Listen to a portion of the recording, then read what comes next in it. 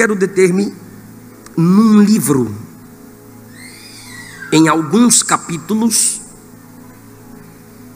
e esse livro é o livro de Atos dos Apóstolos.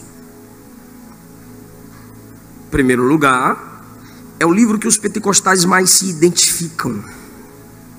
Porém, nós temos dado ênfase ao resultado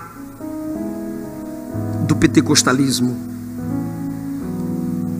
E eu tenho percebido que estamos abrindo mão da fonte, da causa, e não haverá resultado sem causa, sem fonte.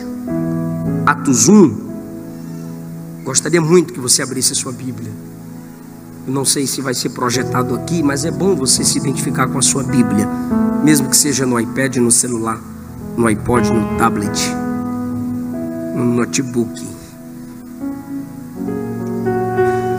Atos 1, Lucas relata a ascensão de Jesus, quando Jesus está retornando ao Pai, depois de 40 dias pregar sobre o reino de Deus aos discípulos.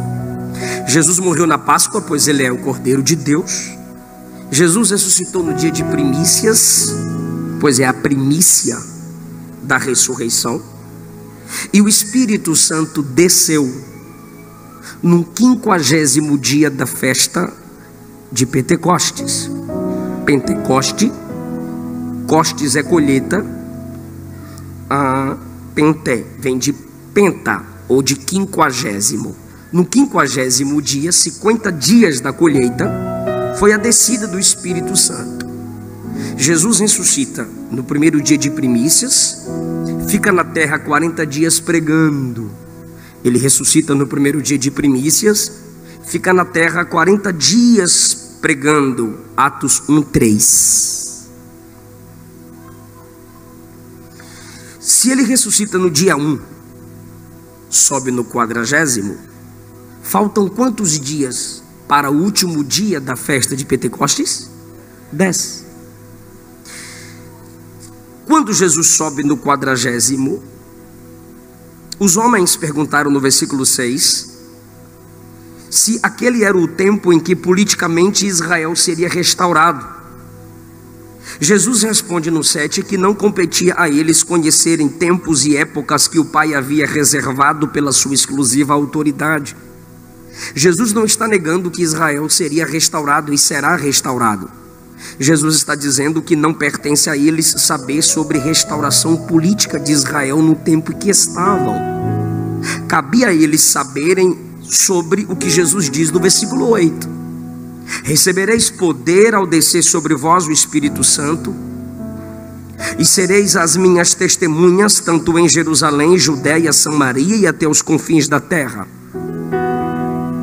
Perceba que Jesus não numera, Jesus não demonstra aqui uma escala de prioridade.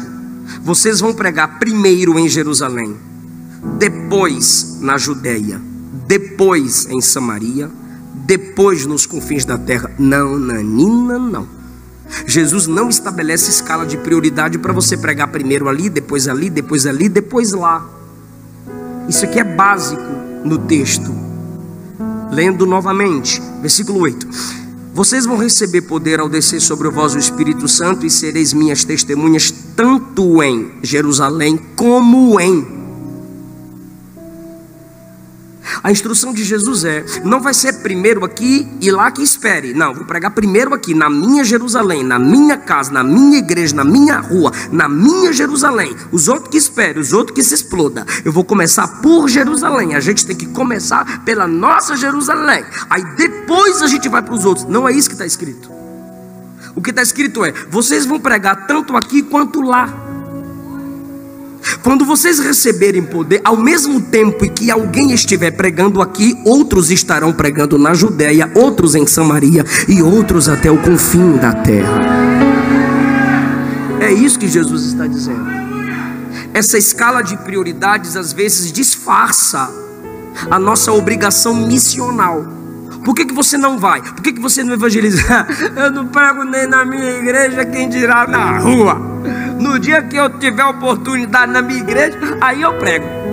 Eu já fiz postagens sobre a missão de todo crente, pastor Josué, que as respostas nos comentários são: e quem não é honrado na sua igreja? E quem não é valorizado na sua própria casa? E quem o pastor não dá nenhuma oportunidade? Eu tenho que lembrar essas pessoas a resposta de John Wesley: a minha paróquia é o mundo.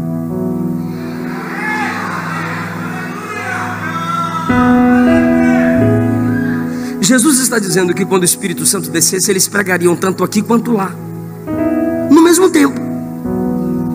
Só que o Espírito Santo desceria e lhes daria poder. Só há um meio de receber poder. Só há um método para se receber poder: exegese, hermenêutica, homilética, grego, hebraico. Faculdade lhe ensina. Eu tenho cursos de pregações. Isso nós aprendemos uns com os outros e é saudável. Mas poder de Deus, unção, autoridade sobre demônios e enfermidades, vida com Deus, fervor no louvor e na pregação, só há um modo de se receber. E os pentecostais raízes sabem disso. Nós não podemos negar a nossa essência. Nós não podemos negar as nossas raízes. Pastor, como que eu sou um falso pentecostal? Se você roda todo culto, você é falso pentecostal. Se você só sente poder no forró, só sente poder se o volume da bateria subir. É por isso que muitos dos nossos pregadores, por não praticarem o que o pentecostalismo raiz ensina, preferem a performance no púlpito do que a simplicidade da palavra pregada. Tem que ter a guitarra, tem que ter a batera, sobe batera, senão o fogo não cai. Mas na Bíblia, quando alguns homens produziram fogo, Deus matou eles, Levítico 10, e chamou o fogo acendido por eles de fogo estranho. Porque o fogo que eu produzo, a empolgação que eu produzo é manipulação. E Deus não se agrada de manipulação. Se todo culto tem profecia, é manipulação. Se todo culto tem milagre, através de um homem, numa igreja, num local apenas fixado, onde se dá o direito de se fazer propaganda, aqui acontece, é falso. Não é pentecostalismo verdadeiro.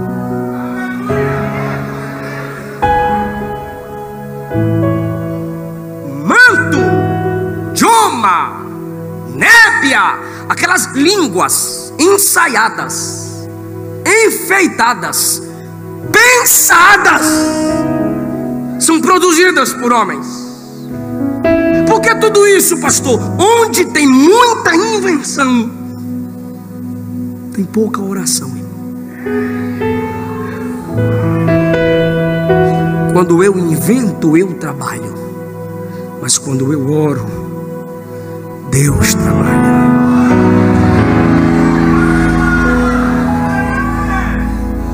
Jesus é assunto aos céus a partir do versículo 10. No 12 eles voltam para Jerusalém. No 13 subiram para o cenáculo onde se reuniam. Vou falar aqui, eu gostaria que vocês me ajudassem. Subiram. Pedro, quem já ouviu falar de Pedrão? Top ou não é top o Pedrão? Parece nós, principalmente os nordestinos. João, quem já ouviu falar do apóstolo João? Se eu perguntar qualquer coisinha sobre ele aqui, irmão, tu sabe. Tiago, top, pastor. André, óbvio, ele que ganhou Pedro para Jesus. Filipe, top, Filipe. Tomé, eu creio, Tomé. Bartolomeu. Não, eu só lembro desse nome aí porque eu li uma vez na Bíblia, pastor, mas a história conheço muito não. Mateus, sim, Jesus chamou, me segue, e ele seguiu. Tiago, filho de Alfeu, mais ou menos. Simão o Zelote, quem estuda mais sabe que ele fazia parte de um grupo perigoso. E Judas, filho de Tiago. Pastor, só de falar Judas nós já... Então tem gente que quando se lê o nome te impacta, sim ou não? E tem gente que você pergunta, quem é esse? Só que olha o que a Bíblia diz sobre eles. Todos esses nomes, conhecidos e não, todos esses nomes cuja história são impactantes e cuja história é oculta aos nossos olhos. Versículo 14 é lindo, diz assim, ó: todos estes perseveravam unânimes em oração. Seria maravilhoso se disséssemos Pedro, que era Pedro, estava orando. João, que era João, estava orando. Tiago, que fazia parte do círculo íntimo, estava orando. André, que ganhou Pedro para Jesus, estava orando. Porque oração é coisa de gente top. Só que você vê os outros: Bartolomeu, Simão Zelote, Judas, filho de Tiago. São homens que tiveram suas histórias, mas não impactam nossos olhos. E cadê eles? Todos de joelhos. Pastor, o que isso tem a ver com a minha vida? É que a oração nivela todos. Aqui neste momento eu prego e você escuta.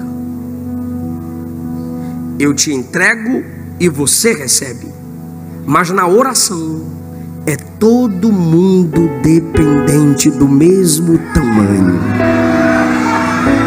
A oração nos nivela, irmão. Todos estes perseveravam. Era oração perseverante, era oração com unanimidade. É mais do que estar junto, é unidade de propósito.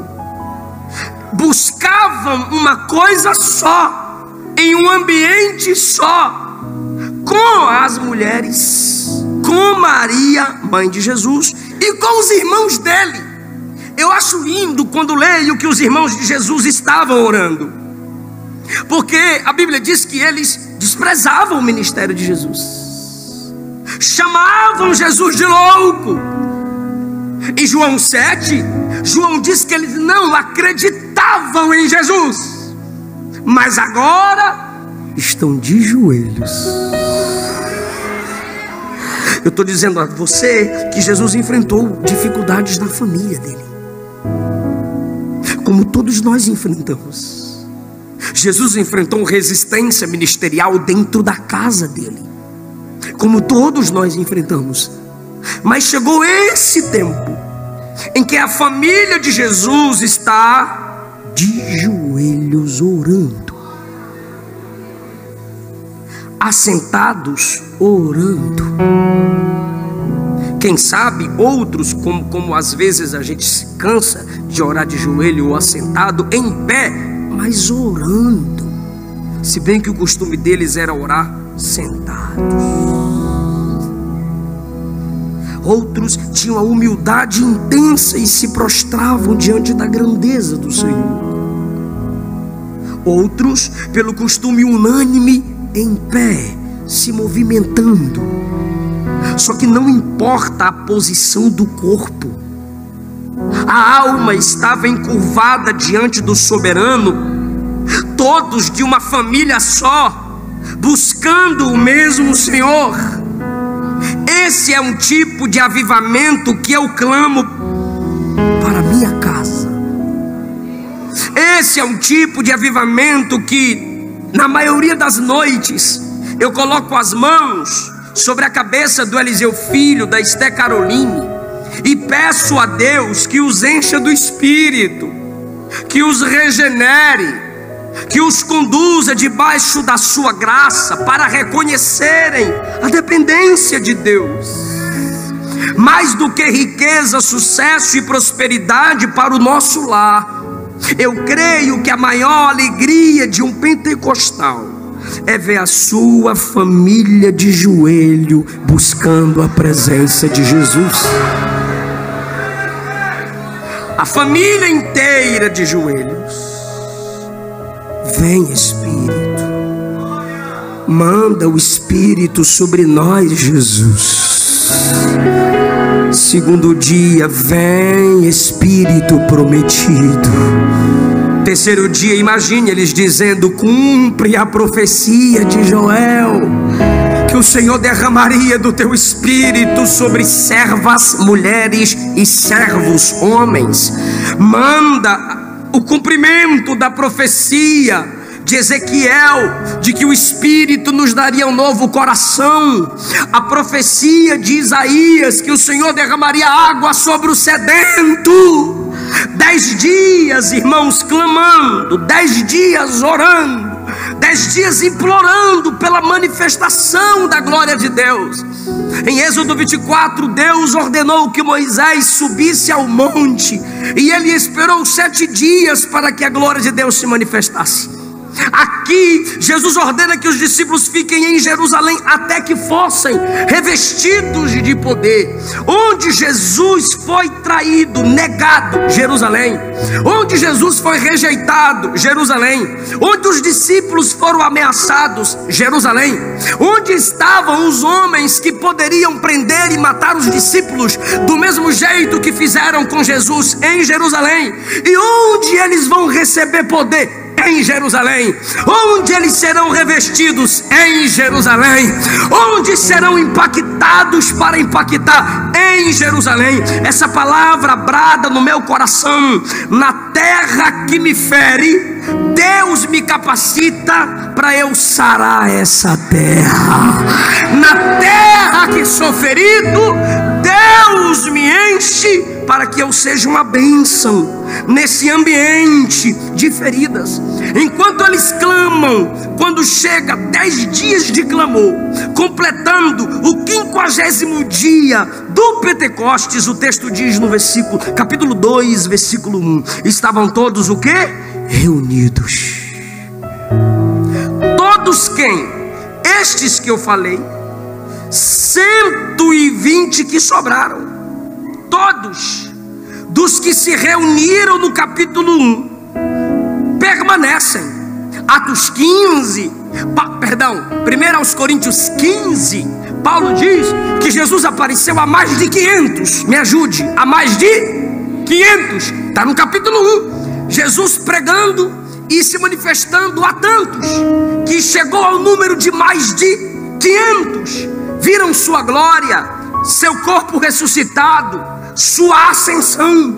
Mas agora, em Atos 2, todos aqui são os que sobraram.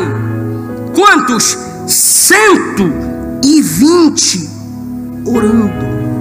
Eram 500. Mas como são 10 dias de oração, versículo 15, só sobram 120. Não se assuste. A oração revela quem tem sede de Deus e quem não tem. Sinto muito. Faça o teste antes de ser um net crente, julgador de internet.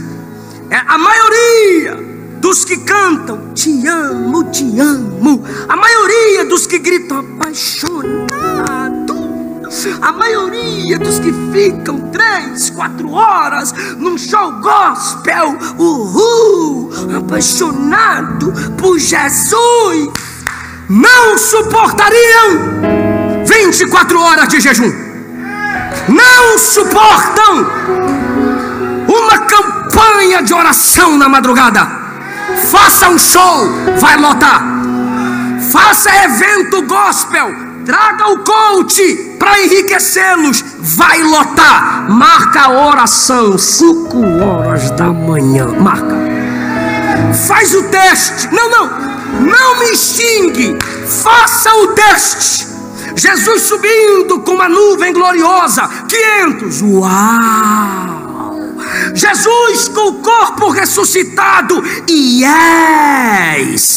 10 dias de oração. Só sobram 120.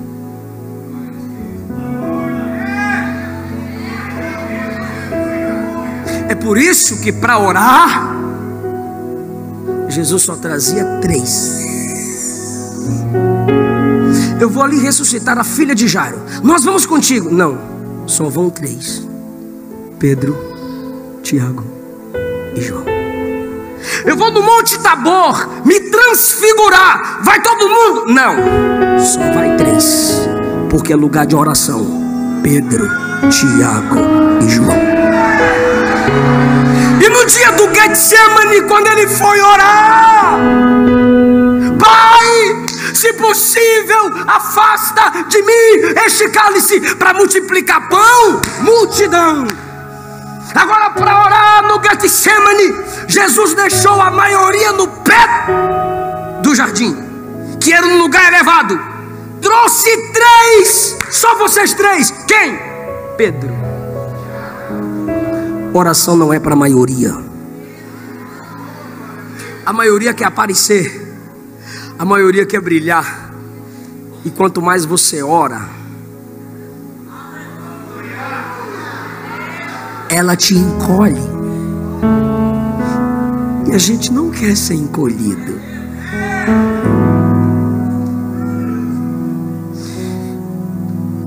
A sua sede por Deus não é 2 horas de música repetitiva. Te amo, tô apaixonado. Diante de um palco cuja estrela canta e toca bem. Fome de Deus é orar.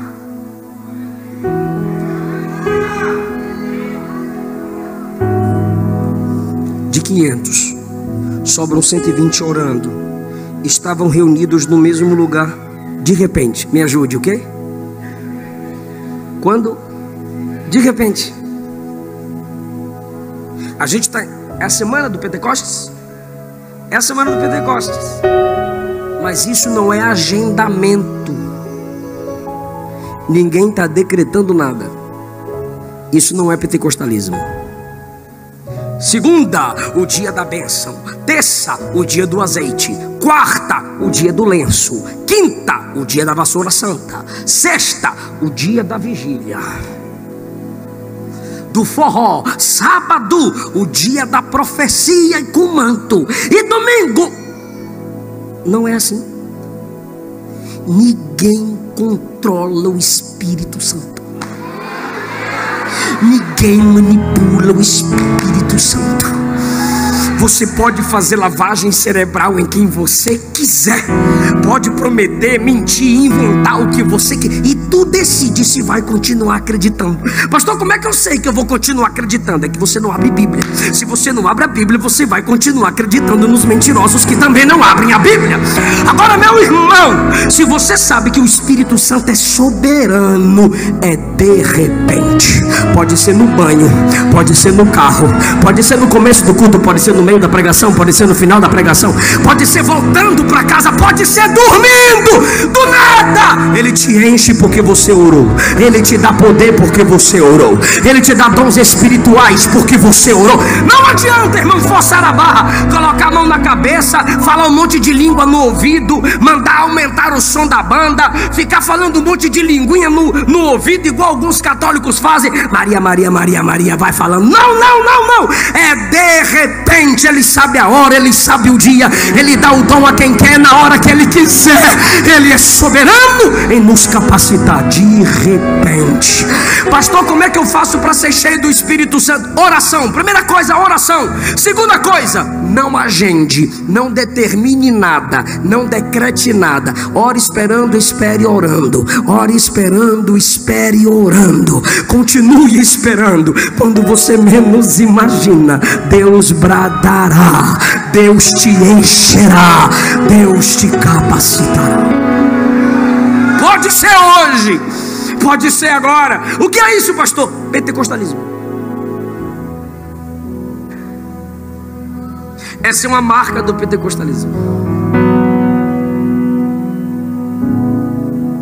Nós sabemos que devemos nos preparar para pregar,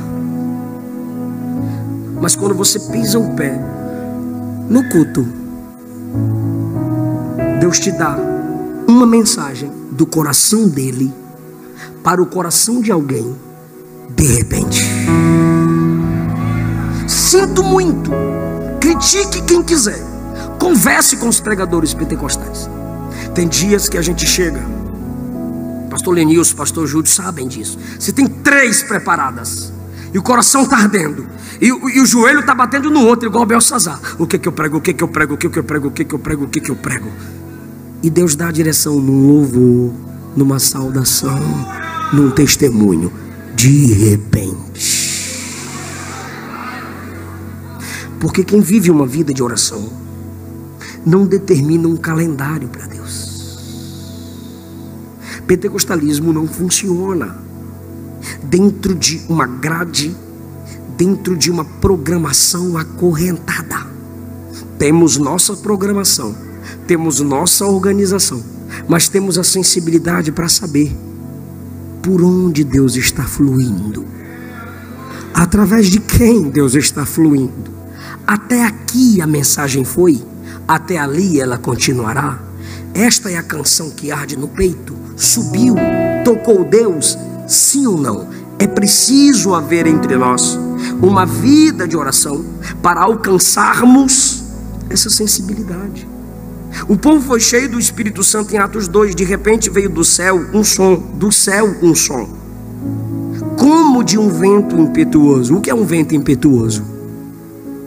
O som de um vento impetuoso era Deus indicando que o poder do Espírito ninguém controla, ninguém domina. O Espírito está sujeito ao profeta, o Espírito do profeta. Ele faz quando quer, do jeito que quiser, através de quem ele quiser. É uma ação de impetuosidade que ninguém pode impedir o seu agir. E encheu a casa onde estavam assentados, sem muita invencionice. Não precisou ninguém rodar nem pular para receber. Olha o que eu estou dizendo. Eu não estou dizendo que você não pode pular, não pode rodar, não pode bailar, não pode dançar. Não, eu não faço parte do grupo dos reformodinhas.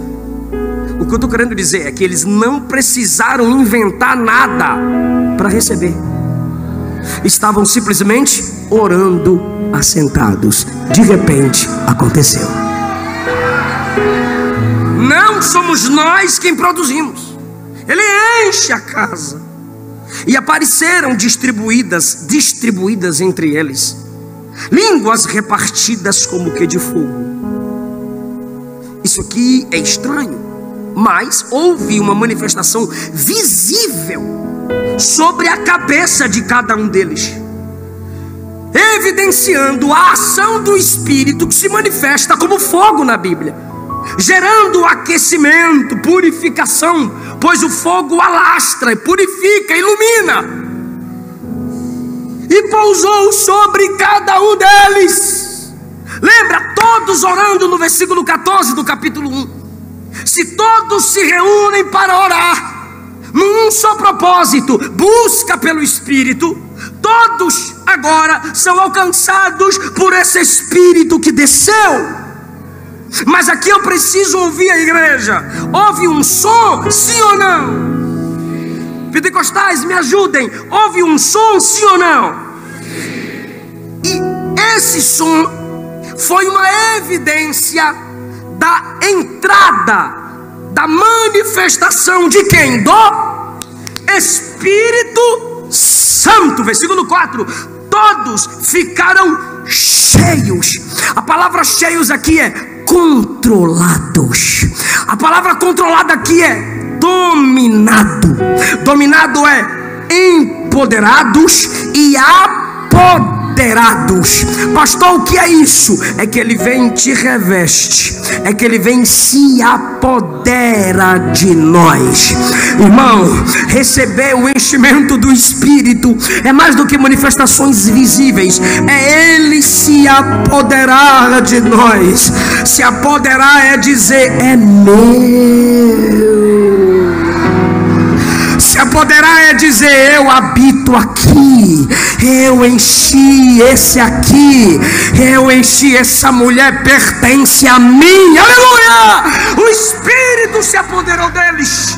E quer saber de uma notícia maravilhosa? Ele nunca mais nos deixou, nunca mais nos abandonou. Pastor, o que é que isso tem a ver comigo? Se você não se alegrar, é porque tu nunca entendeu Atos 2. O Espírito os encheu, o Espírito se apoderou deles para controlar, para dizer: eu domino, eu falo, eu dou a direção a partir de agora. Isso é ser cheio do Espírito. No Antigo Testamento, vocês lembram, o Espírito vinha, se retirava.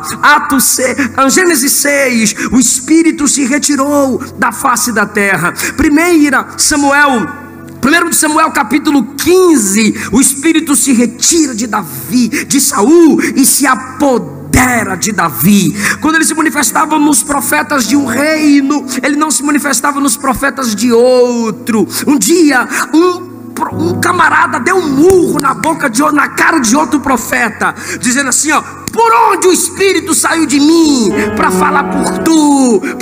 Porque tinha a manifestação do Espírito como porção. Era uma porção dada sobre algumas pessoas especiais, para missões específicas. Lembra de Elias e Eliseu? Eu quero a porção dobrada. Havia uma porção sobre Elias. Aí Jesus diz: quando eu enviar o meu Espírito, ele não virá por medida, ele vai encher todos. Ele vai encher todos. Aleluia. Mas quem são os todos cheios aqui? São aqueles que estavam orando. Irmão, os pentecostais gostam do som, e os pentecostais devem ter o som. Se não tiver som, estamos perdendo a identidade.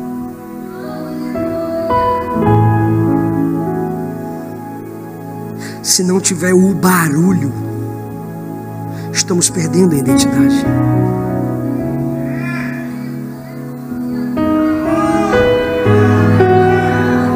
Aleluia, glória a Deus. Eu preguei numa igreja em Palmas. Acho que foi a primeira vez que eu fui pregar em Palmas.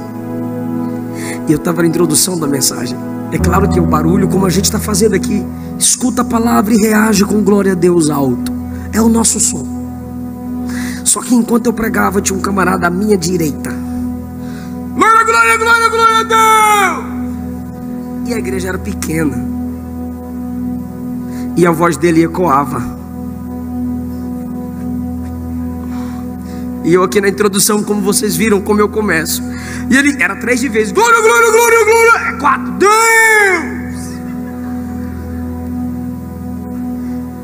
E eu, preste atenção. Fiquei agoniado.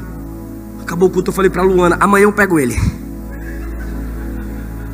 Ela: como assim? Eu falei: vai ter domingo de manhã, e domingo de manhã eu vou pregar sobre a ordem no culto. Aí a Luana perguntou: você vai, pastor Léo, sacrificar o rebanho inteiro por causa de uma ovelha? Eu falei: negra. Mas aquilo que a Luana falou me incomodou. Sacrificar o rebanho inteiro por causa de uma ovelha. Então já sei, vou falar com o pastor. O pastor pede para o vaso dar uma maneirada. Quando a igreja inteira glorificar, ele tem a ética de glorificar com a igreja. Mas quando a igreja estiver calada, prestando atenção, ele prestar atenção, para ele dar glória a Deus consciente do que ele entendeu. Aí, meu bem, aí é mais bonitinho. Eu falei: então tá bom. Aí, mas mesmo assim eu preparei a mensagem. A ordem no culto.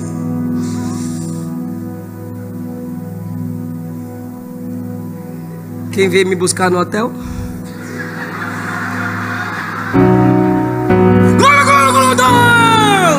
Falei: olha, amor, nem vou falar pro pastor.